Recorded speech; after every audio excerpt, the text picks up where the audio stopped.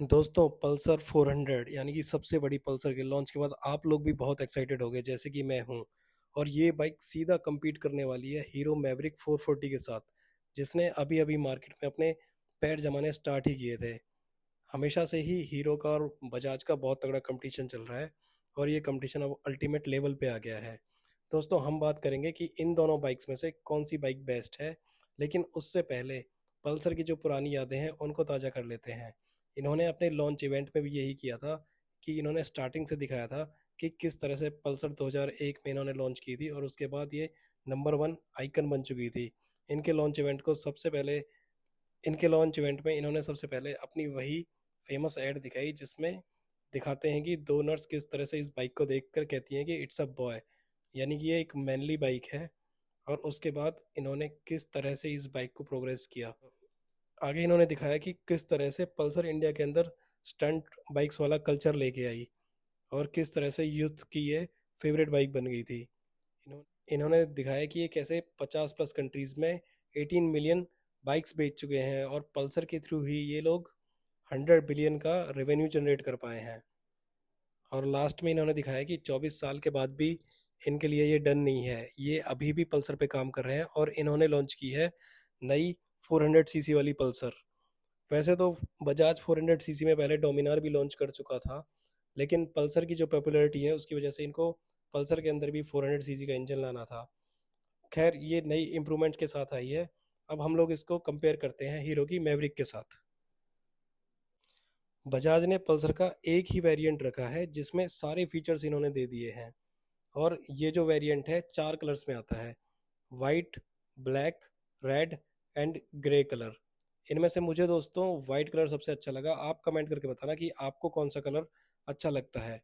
और पल्सर को 1,85,000 रुपये के एक्स शोरूम प्राइस और इंट्रोडक्टरी प्राइस जो होने वाला है उस पर इन्होंने लॉन्च किया है। वहीं अगर हीरो की मैवरिक की बात करें तो उसके अंदर 3 वेरिएंट्स आते हैं।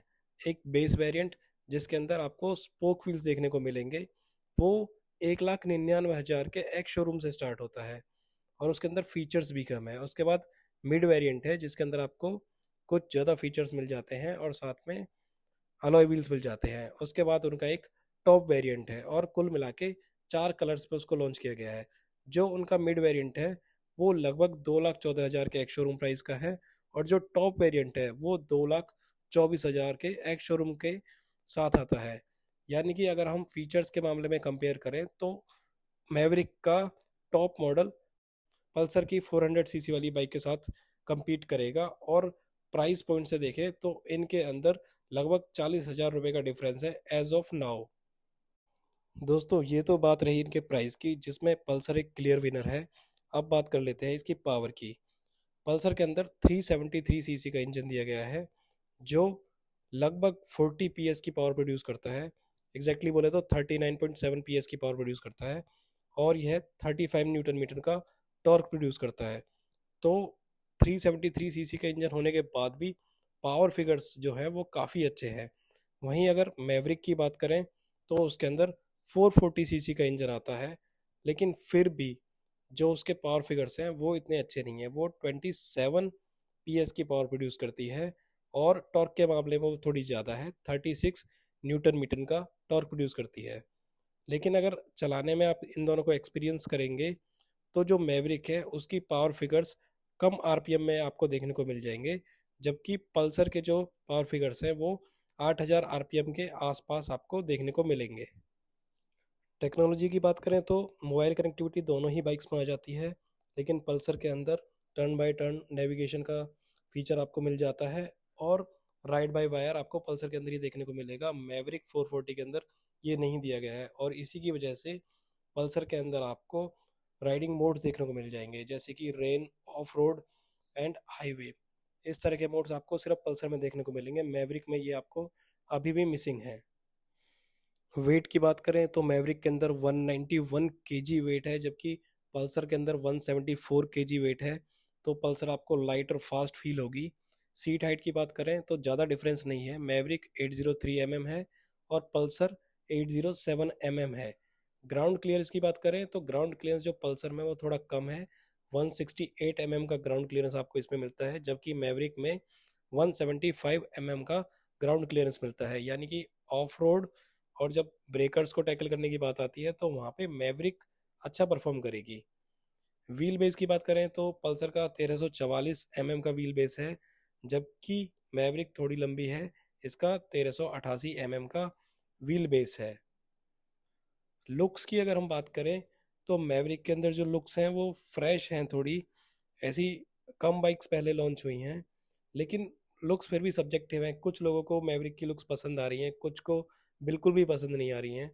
जबकि पल्सर की बात करें तो पल्सर की जो लुक है वो इसकी RS 200 से बहुत ज़्यादा मिलती जुलती है, जो लोगों को ज़्यादा अच्छा नहीं लग रहा है। क्योंकि अगर वो 400 cc की बाइक ले रहे हैं तो कुछ तो अलग होना चाहिए था।